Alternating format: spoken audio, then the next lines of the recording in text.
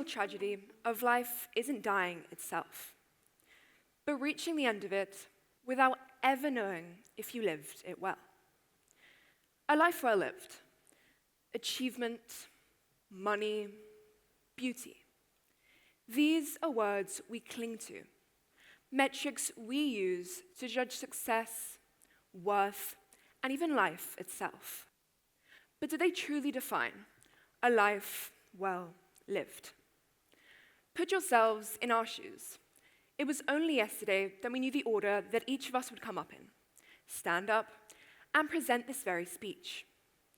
Leading up to today, there was nervous excitement, uncertainty, and doubt. In life, this uncertainty becomes unbearable because the future is untold. We thus invite anxiety in. The anxiety that lives in over 300 million people worldwide. The anxiety which frantically grabs at anything it can to prove to us that we are on the right path.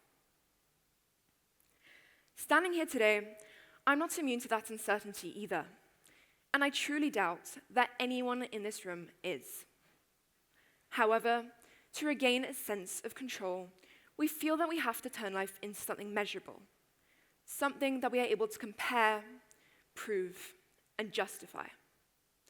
It's this same instinct that pushes us to measure our lives through achievement, money, and beauty.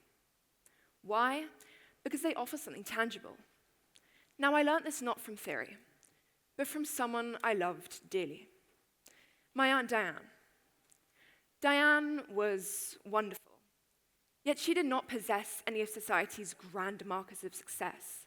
She wasn't wealthy, she wasn't remarkably successful, and she was not extraordinary on paper. But she was wonderful. And I remember one afternoon so clearly. Christmas lunch, a long oak table stretching across the room, plates clinking softly, and the smell of roast chicken filling the air. I remember sitting there, quietly watching, wondering why everyone seemed so drawn to her. Yet it wasn't what she had. It was how she made people feel. Seen, valued, at ease.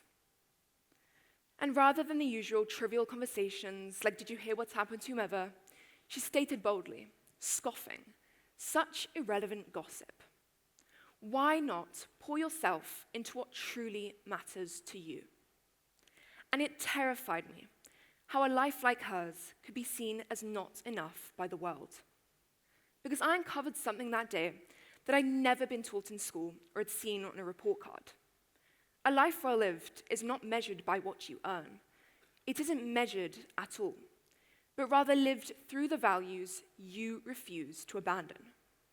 Take me, the child who always knew the answer but never put their hand up, the child who preferred the comfort of their own thoughts to the spotlight, the child who observed more than they spoke. Yet, against all odds, she helped me transition from that insecure primary school girl who was too scared to read in front of her class to who I am today. Because I own my voice, my values, and my passion. Ultimately, Di pushed me to discover international law, something I've now been working towards for 4 years.